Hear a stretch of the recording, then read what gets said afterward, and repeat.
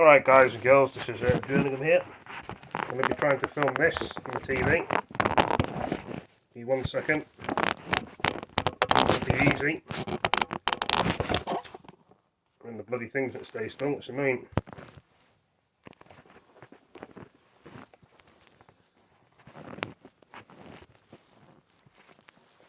See, this is all about balance, you see.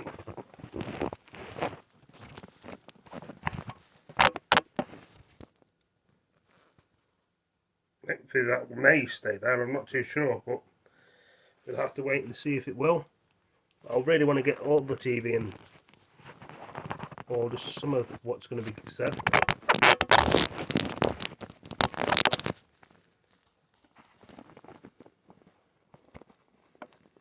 There you go. Hopefully that'll keep filming, guys, girls, ladies and gentlemen. If you're in no disturbance, nothing happening.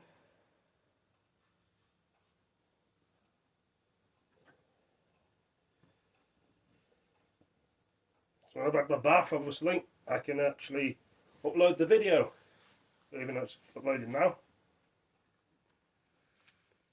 There we go.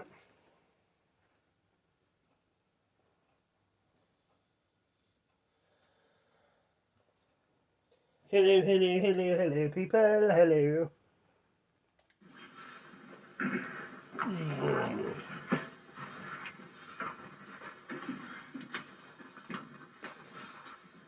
Shall I start? Okay. And now follow statements by the President and Prime Minister. President Minister, please. Thank you. First of all, Mr. Prime Minister Boris, thank you. It's very valuable to have you here, and we have had a very good conversation, continuing that we already started in London. At the Jeff? Yeah, in Jeff. I've learned that one always measures friendships by how they show up in bad weather. They say this is attributed to Winston Churchill. Maybe you know better whether that is or not, but nevertheless it describes the situation today in Europe. We are great friends, Finland and UK, and strong security partners. We signed joint statement. We will stand together and support each other in any circumstances, in good and bad weather. Deepen the cooperation we already have in CHEF, specifically on defense, hybrid threats, other critical areas of security. That's what we are doing. Here in Finland, we appreciate UK's strong support to NATO's open door policy and Finland's potential membership. That is also very valuable to us. And I told that after my visit in London, it was very encouraging for us to hear your opinions and your support. These decisions, they strengthen our own security here in Finland and that of Europe and that of the whole NATO world, especially if we join. For us, joining NATO would be not against anybody. We would like to maximize our security in way or another while thinking membership in NATO, but it is not a zero-sum game. If Finland increases its security, it's not away from anybody else. We have both condemned the Russian warfare in Ukraine. We have both been helping Ukraine and Ukrainian people, and to continue that. With these words, please. Thank you. Well, thank you very much, Mr. President Sauli Niinistö. Thank you very much for hosting me today. It is wonderful to be here in Helsinki this evening at a pivotal moment in our shared history. It's pivotal because, as I also discussed with colleagues, with the Prime Minister Andersson in Sweden, the Russian invasion of Ukraine has changed the equation of European security, and it has rewritten our reality and reshaped our future. We've seen the end of the post-Cold War period, and the invasion of Ukraine, sadly, has opened a new chapter. And that invasion has already failed for two reasons. Firstly, because of the unbreakable spirit of the Ukrainian people who have fought back and rallied the world behind them. And second, because that Ukrainian struggle for freedom, that heroic fight, has brought the world together in condemnation of this assault on our values. And it would be fair to say that it has also brought Finland and the UK even closer together today. So the security declaration, the solemn declaration we've signed today, ensures that our two nations can intensify our partnership and take it to unparalleled heights, both latitudinal and metaphorical. From the high north to the Baltics and beyond, our armed forces will train, operate and exercise together, marrying our defense and security capabilities and formalizing a pledge that we will always come to one another's aid. Because this is not a short-term stopgap, Sally. This is not a short-term stopgap as you consider NATO membership, but an enduring assurance between two nations, an assurance that brings us ever closer as we face the challenges of today, the threats of tomorrow, side by side. Thank you very much. Thank you. Thank you, President. Thank you, Prime Minister. Now we go to questions. Language of this press conference is English. First question goes to Patrick Holmström, Svenska Yle. Thank you. Mr. Prime Minister, will there be British boots on the ground on Finnish territory if Finland asks for it during a possible conflict with Russia? And how are you prepared for this? Mr. President, is this security declaration clear? And what it says is that in the event of a disaster or in the event of an attack on either of us, then yes, we will come to each other's assistance, including with military assistance. But the nature of that assistance will, of course, depend upon the request of the other party. But it's also intended to be the foundation of an intensification of our security and our defense relationship in other ways as well. Yes, like we heard, this cooperation, it increases enormously Finnish security. But security needs all the possible ways if we want to maximize our security. This is a very, very good way to go forward. And we do appreciate a lot this big step which is now taken.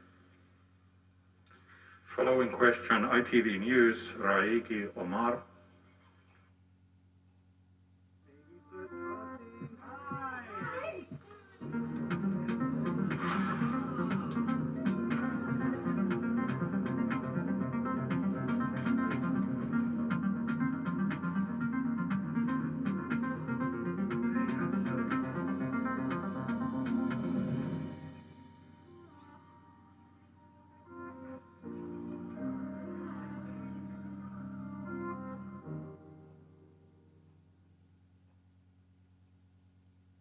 My name is Alex Walker. I'm ex-DEA. One of my first assignments right here on this island. I always thought it'd be the most unbelievable place to retire. Boy, was I wrong. I thought the crosshairs on you, pal.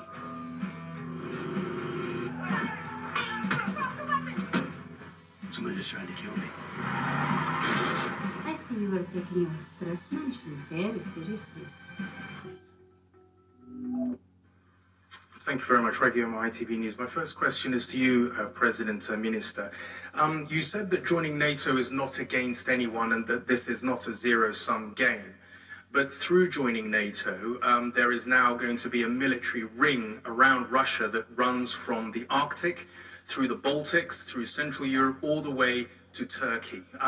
Does that not pose quite a lot of danger, given the worldview of Vladimir Putin, who doesn't see things in not as a zero-sum game, because you have an 800-mile border with Vladimir Putin and the Russian government? And my question to you, Prime Minister, is that the British military has gone through decades of underinvestment. We're now at around 73,000, I believe, in terms of force of the army, something that was expressed by the outgoing top general of the British Army, who said he was uncomfortable with the size of the British military. Do you think that our military assurances, given that scenario, are coherent and valid and effective? Thank you. First of all, we have to keep in mind that Finland is already an enhanced partner in NATO. There's no doubt in anybody's mind that Finland is part of the West, like we have learned to call it. So the change would not be that radical. When we think about security, we think how to defend our country. And if we want to maximize our security, that means to maximize defense of our country. And when I say that it's not away from anybody, well, nobody can hurt, because somebody wants to protect herself.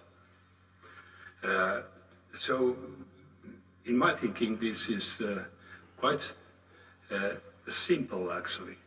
We increase our security and we do not take it away from anybody.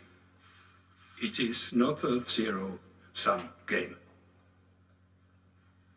And I just want to echo completely what Sally has just said. NATO is a defensive alliance. NATO poses no threat to anyone. It is there for the purposes of mutual defence. And just on your point about the UK's capability to deploy, well, look at what's happening already. The UK is up in the High North Operation Cold Response. We're deployed in the Baltics, in Estonia. We're deployed in Poland, in Romania, in Cyprus, in the Eastern Mediterranean. Across that whole eastern flank, you see the UK increasingly deployed, and that's because we've been able to make record investments in our armed services, the biggest since the end of the Cold War, and we will continue to support our armed services. I think 2.4% when I was spending of our GDP on defence,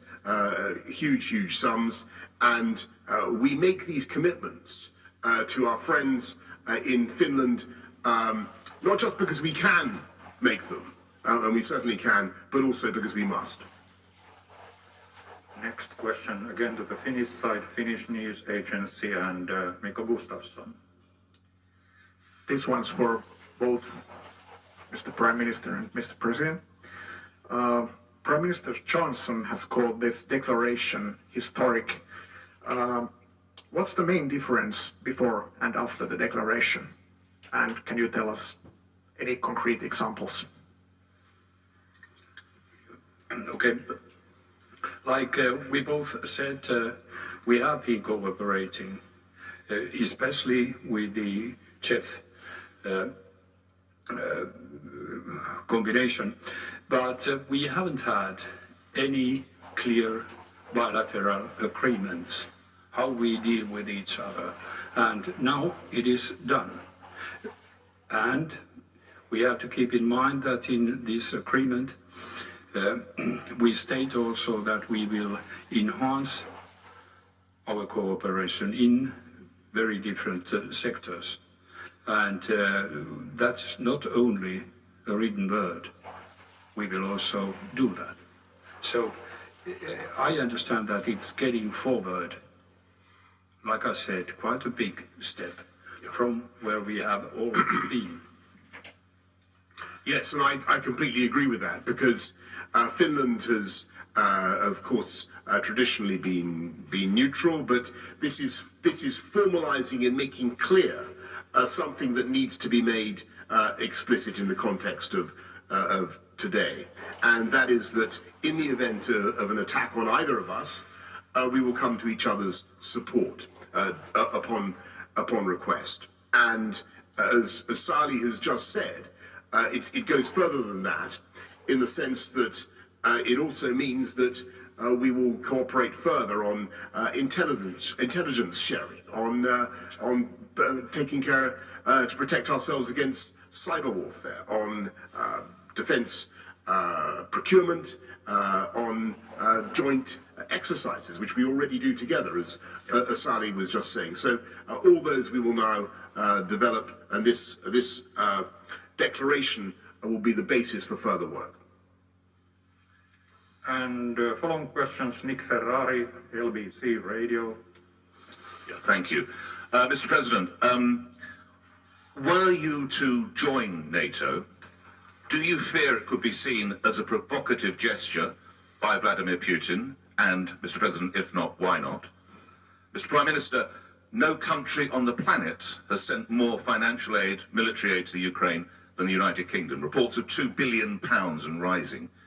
Yet back home, we also hear that pensioners spend all day in the library because they can't afford to heat the home, and one man set fire to some driftwood to try and get warm. To those who say you're very good at supporting Ukraine, but you're lamentably poor at supporting your own people, how would you respond? Yes, you have to keep in mind that this is not the first time we are discussing about NATO, and not the first time we will discuss about NATO with Russia. They have made it very clear earlier years that if you join NATO, they will do whatever they have explained, some contra steps. What they are, that is for us to guess. But now I got to get a bit deeper. The situation changed.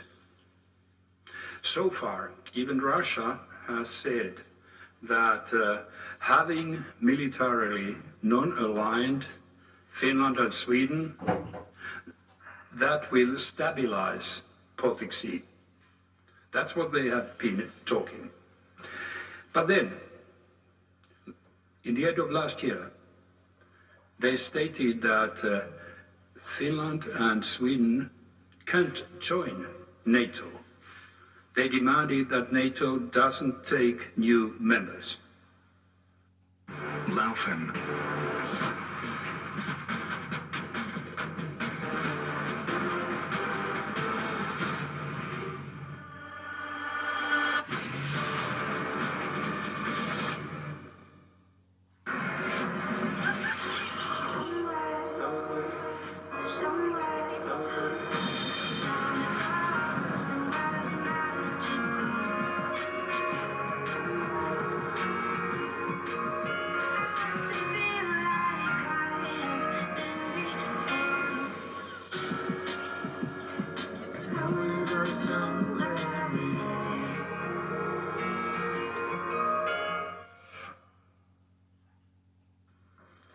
Actually, they changed their own picture by that, because we have, with Sweden, been non-aligned militarily from our own will. But by stating that, Russia actually expressed that you don't have your own will here. And that is a huge change. That made us think. And what happened in 24th February, which continues the huge warfare Russia is having in Ukraine, surely that changed also the picture. They are ready to attack a neighboring country. So, when you ask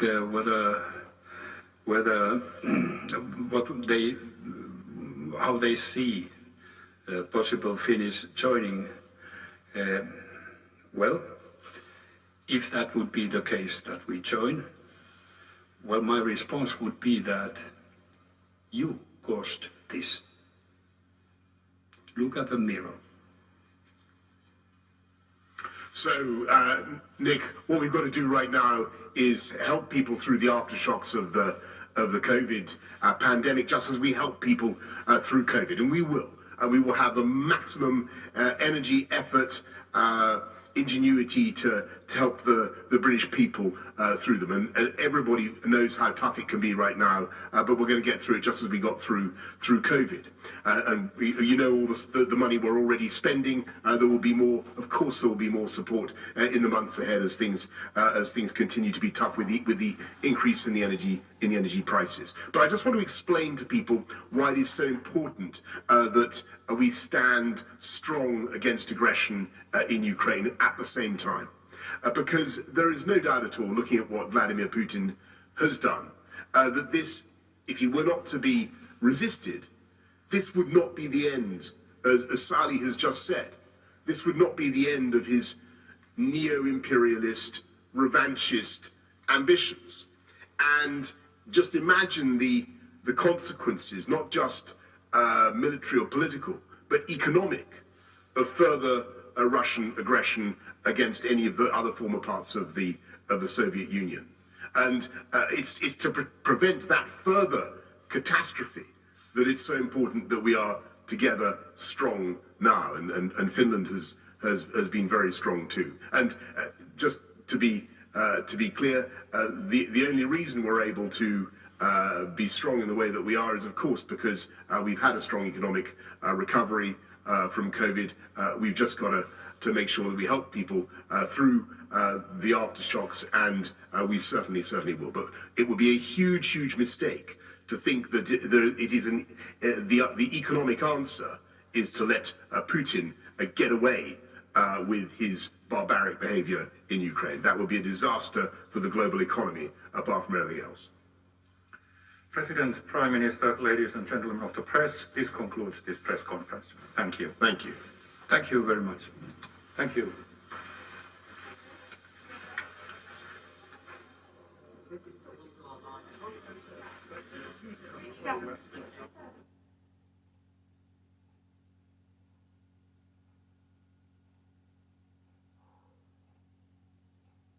Any last requests? A bowl of Border Bix? That's like we have Bix, but made from oats. Salty Bix. Have you had yours?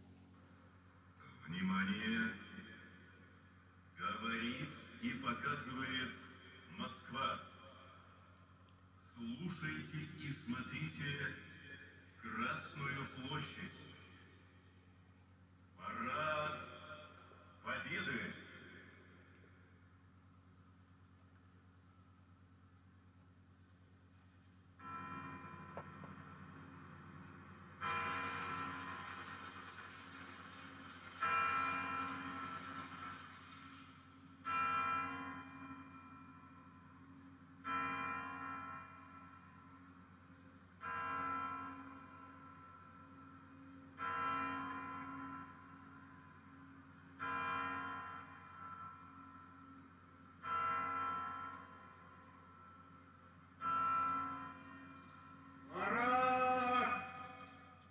Государственный флаг Российской Федерации и знамя Победы! Смирно!